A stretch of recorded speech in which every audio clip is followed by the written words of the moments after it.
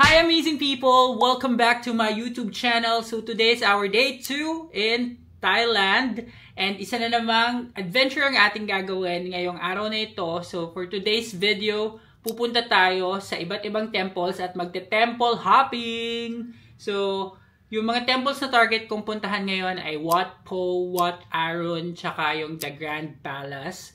So yung tatlong yun yung mga top temple destinations and attraction dito sa Thailand. Mga puntahan talaga siya ng mga tourists. And medyo na late lang ako ng gising kasi 2:30 PM na dito, which is 3:30 sa Manila. Pero tatry ko pa rin kung ano yung mapupuntahan ko sa mga yun. And mamayang gabi, pag may chance pa, pupuntahan din natin yung Jod Fairs. So tara guys, let's go! So guys, alis na tayo. Outfit check muna. At iinom tayo nitong plant protein na 0% sugar, strawberry flavor. Let's go! So guys, ito yung labas ng hotel ko. Konting lakad lang. Nandito ka na sa may main road. Malapit to sa Bangkok Business College. Tapos dito sa right side, yung 7-Eleven. May 7-Eleven dito. Tapos ito na yung main road guys. Lalakad lang tayo papunta sa BTS station. So guys, walking distance lang din yung BTS station sa ating hotel. Wala pang mga 5 minutes nandun ka na. And kung mapapansin ninyo, hindi ako nakapayong ngayon kahit maaga pa kasi walang araw ngayon. So sana magtuloy-tuloy siya hanggang sa makarating tayo dun sa mga temple. And first time din ako makakasakay sa train dito. So excited ako kasi kahapon nag-tour lang tayo. Ngayon talagang explore na natin on our own. So guys, ito na yung Ratchathewi Station, BTS station. Akit na tayo at sasakay tayo ng train. Ayan guys, so parang Shaw Boulevard Station lang to. Ratchathewi. So guys, ito na. Gagamitin lang natin yung rabbit card na binili natin. Ayan, so nakapasok na tayo. Papunta tayo ng Asok Station.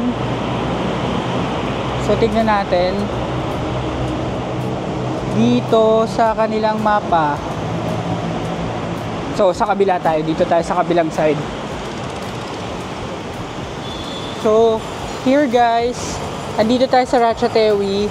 And bababa tayo dito sa Asok. Dito tayo aasok sa pasok. Let's go. So guys, andito na tayo sa platform. Walang harang yung train nila. Hindi kagaya sa mga Taiwan or sa Hong Kong. Pero, ang ganda din at malinis guys. Hintayin lang natin yung train. So guys, andito na yung train. Sasakay na tayo. Sanan! So guys, nandito na ako sa Asok Station. And from here, lilipat lang tayo ng line. Magta-transfer lang tayo ng blue line papunta doon sa next nating bababaan. Hindi ko pa masyadong memorize yung train system nila. Pero sana hindi naman tayo maligaw. So guys, nandito na tayo sa Sukhumvit Station. And hindi na to BTS station guys. I just wanted to clarify na yung rabbit card na binili ko, this one, it's only applicable sa lahat ng BTS stations. May train sila na hindi part ng BTS station. So sa mga ganitong type ng train, pwede nyo gamitin itong Visa card ninyo. Any Visa card. So yung sa akin, yung GCash card ko na lang. Yun yung ginamit ko. So dito na tayo sa platform. Ayan. Figure out ko muna. So, andito tayo sa Tapra. Ang baba natin dapat sa Laksong Station or Laksong Terminal.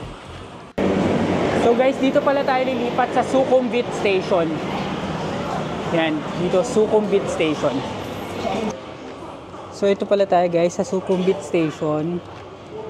Mali pala ako. Sa Sukhumvit BL22. Bababa tayo dito sa BL32. It's a wrap up. Diyan tayo bababa. Yan. So wait lang natin yung train. Guys, nandito na ako sa It's a wrap up station. And from here, maglalakad na lang tayo papunta sa Wat Arun. It's gonna be 2-kilometer walk. So about 15 minutes daw sabi sa Google Maps. Pero syempre mas bibilisan natin. So para makarating na din tayo dun agad. Let's go! So nandito na tayo guys sa labas ng Wat Arun Temple. And hinahanap ko lang yung entrance. Pero makikita mo na yung matangkad na temple dito sa right side. Pasok na tayo. And may fee ata to guys. Di ko sure. Update ko kayo pag nakapasok na ako. Guys, dito sa labas nito, sa may entrance, pwede ka mag-rent ng clothes nila. Yan, for 150 baht. May kasama ng hair, saka walang time limit. Yung mga damit ng Thai. Ayan, oo. Pero hindi na ako magaganyan. Goods na ako sa OOTD ko ngayon. So, tuwid na tayo dito sa entrance, guys. So, welcome to Wat Arun. So, pagpasok mo guys, dito yung ticketing. Titignan natin kung magkano. So, ito yung ticket guys. 200 baht per person. Thank you. So, 200 baht per person. Tapos, cash lang yung tinatanggap nila. Bibigyan kayo ng ganitong ticket. And tapos may tatak na ganito guys. Tapos may free water. Thank you. Thanks. So ito yung entrance ng Wat Arun guys. Hindi ko alam kung ano meron dito eh, pero alam ko lang nandito yung matangkad na temple eh. So kung mapapansin nyo guys, meron din mga naka-costume. Hindi ko alam kung costume ba tawag dyan. Pero yung damit, yan, nag-rent sila ng damit.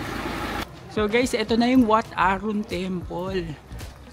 Ang ganda pala niya sa personal. Ang taas pala talaga niya, kaya pala kita siya kapag naglalakad ka dun sa labas. Kasi mataas pala talaga siya sa totoong buhay. So, pasok tayo. Pero medyo nagka-cringe ako, ewan ko kung bakit. Ayan, so kitang kita yung temple. So marami siyang mga patusok-tusok sa paligid niya bukod dun sa pinakamataas. So ito yung entrance sa saya na. Kanya-kanyang pwestuhan na dyan ng picture. So guys, bago tayo umakyat dyan, dito muna tayo sa gilid-gilid. Hahanap muna tayo ng magandang picture taking spot. So buti na lang guys, hindi masyadong mainit and malilim lang yung weather. So very good yung napili nating time na pumunta dito. Kasi madalas tirik yung araw dito, pero ngayon hindi. Ayan, so ikot-ikot lang tayo. Pwedeng umakyat dun guys sa mga dito mismo sa temple. So kung mapapansin niyo dito guys, maraming tao. Ayan, maraming tao, mga kanya-kanyang pwestuhan na yan eh. So tignan natin kung saan tayo makakapwesto. So yan guys, umakyat ako ng isang palapag. Daming tao. Mga nagpipicture, kanya-kanya na silang pwesto. Nakakatuwa yung iba talaga, may mga pa-costume. So okay tayo guys, medyo steep lang tong hagdan nila papunta dun sa mga mas mataas na parte. Ayan. So hanap tayo ng picture taking spot guys.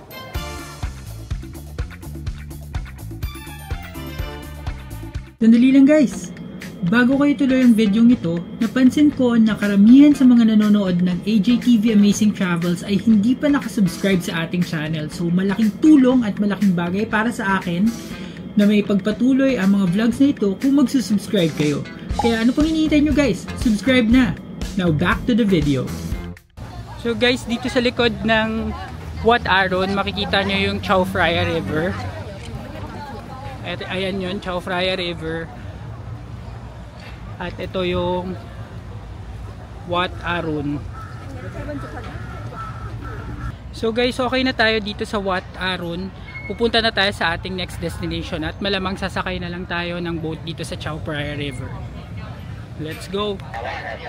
So guys, nandito na ako sa pier at naghihintay lang ako ng boat from Wat Arun. Tatawid lang ng Wat Po. And ang bayad lang sa boat ride is 10 baht. So ito yun. Hihintayin ko na lang yung boat. Ito yung pier na or yung boarding area. And dyan tayo sasakay ng boat. So guys, dito na yung sasakyan natin papunta sa Wat Po. Itong boat na yan. Ito yung buong paligid ng Chao Phraya River.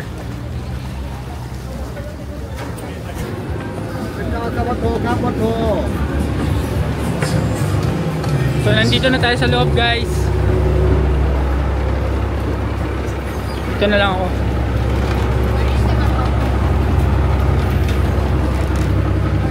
So mabilis lang daw tong ride na to guys kasi magkatapat lang yung Wat Arun tsaka Wat Po. So guys, umaandar na kami. So guys, kabababa ko lang. Tawid lang talaga. Ayun yung Wat Arun guys, nasa likod ko pa. Andito na yung dock ng Wat Po. Literal na tinawid lang yung dagat for 10 baht. And mura na yung pamasahe na yun para makatawid. So pupunta na tayo ngayon sa Wat Po. So pagbaba nyo guys ng boat, Wat Po, left side. So, magle-left lang tayo.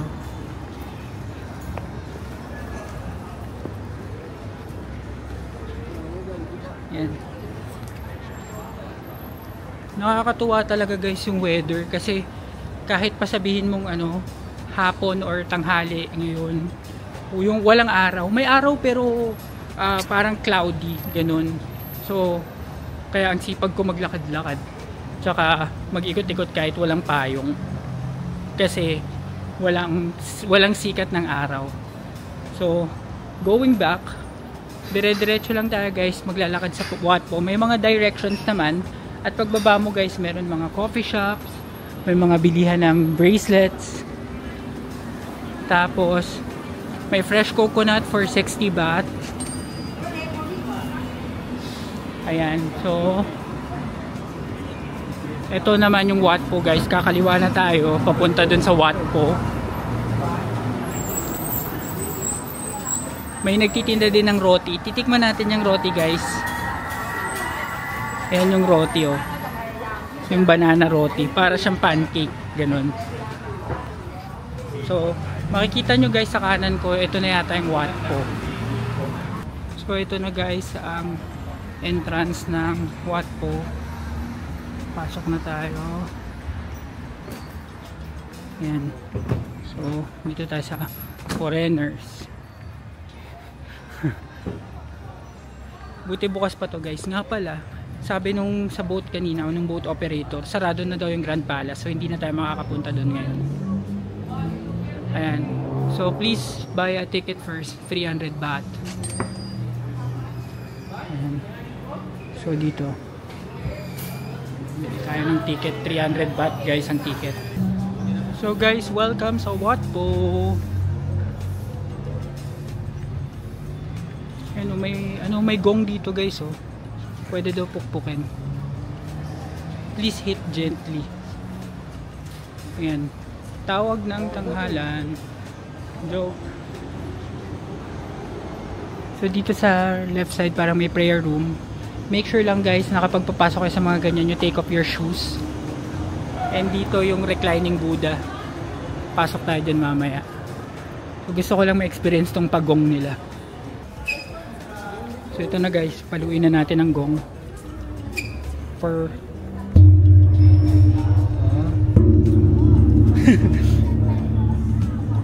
so guys, pag papasok kayo dito sa reclining Buddha, kailangan kumuha kayo nitong green na bag, tapos dito nyo lalagay yung shoes nyo kasi bawal naka-shoes sa loob.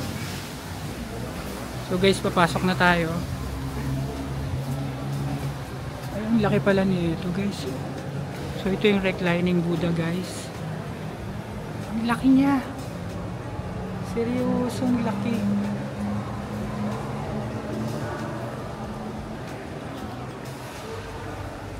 Sobrang laki niya guys. Ayan o.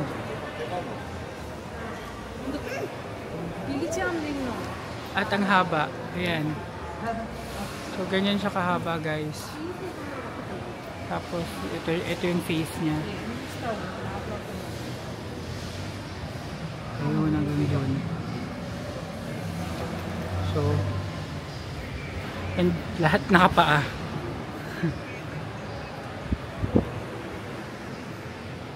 Ang haba, ang laki pala talaga niya. Malaki to.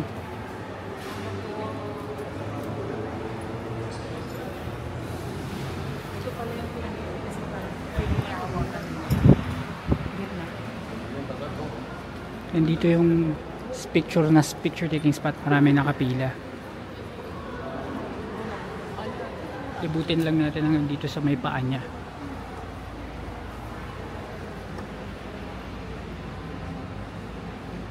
Ayan. So ito yung paa niya, guys. Don't touch daw.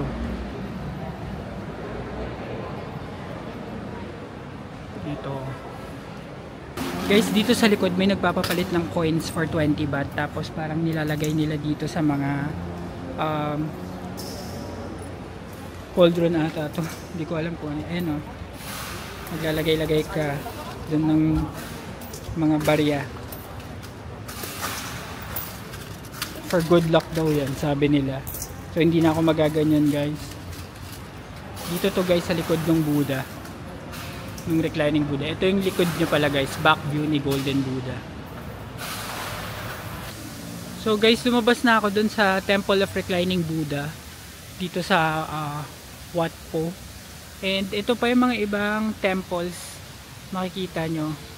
Dito sa paligid ng Wat Po. So, entrance update lang, guys. Nagbayad tayo ng 200 baht sa Wat Arun and 300 baht sa Wat Po. So guys, libutin lang natin tong Wat Po para masulit naman natin yung 300 baht. Doon sa Wat Arun parang wala pa akong 30 minutes eh. So, masulit man lang natin. Ang laki niya, guys. Oh.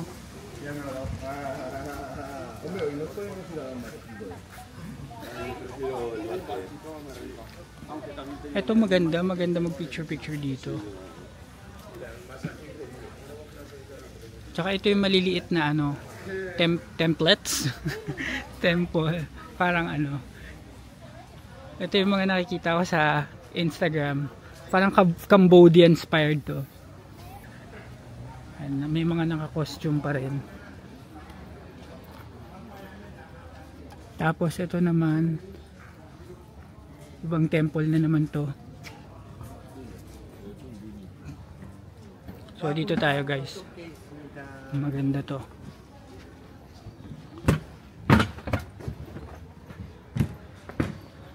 Ito daw ay Ramahachedi Dilok Dhamma Karoke Nitarm, the Buddhist monument of King Rama II. May English pala. Pinirapan ko pa yung sarili ko. Ayan. May mga bonsai ba to? Or parang mga halaman dito. Tapos may mga maliliit na Buddha din dito sa loob, guys. Ayan.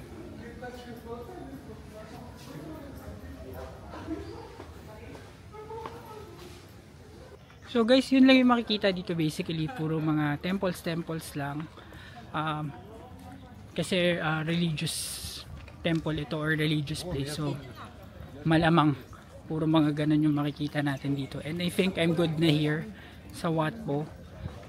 Walking distance lang dito yung the Grand Palace, guys. And kahit hindi na tayo makapasok sa loob, siguro silipin na rin natin para lang masabing nagpunta tayo dun. Tsaka maganda din kasi yung view nun mula sa labas. So doon na tayo next na pupunta. So guys, ayan yung bubong ng Grand Palace. Naglalakad ako dito sa gilid niya. Bubong na lang yung nakita ko. Pero tignan natin dun sa bandang unahan kung meron pang makikita kahit view lang or kahit mapicturean lang natin yung labas. Guys, ayan daw yung Grand Palace. Pero unfortunately, hindi na natin makita yung loob. So, okay lang naman. Next time na lang pag makabalik tayo dito sa Thailand. or dito sa Bangkok. So hanap na tayo ng susunod nating mapupuntahan guys habang may oras pa. Tapos guys, ayan yung mga tuk-tuk, mga tricycle ng Thailand. Tatry din natin makasakay sa ganyan kapag may pagkakataon. Mga tuk-tuk. So guys, nandito na ako sa boat station. And pupunta na tayo guys, instead na sa job fairs, sa Icon Siam na lang tayo pupunta. Kasi yun yung mas malapit dito. So, ayan.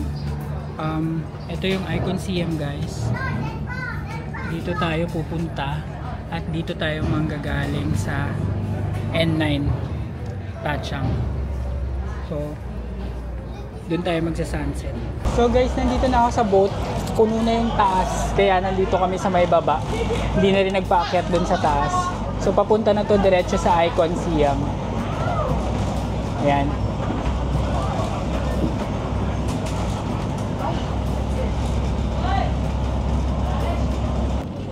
So guys, may mga bumaba ng pasahero. Kaya nakaakyat na tayo dito sa boat deck. Ayan. Kitang-kita mo yung Chao Phraya River. At doon tayo pupunta guys sa mga buildings na yan. Sa Icon Siam. Ayan, ang ganda no. Guys, yan yung mga boat for dinner cruise. Tapos ito yung Bangkok River Park.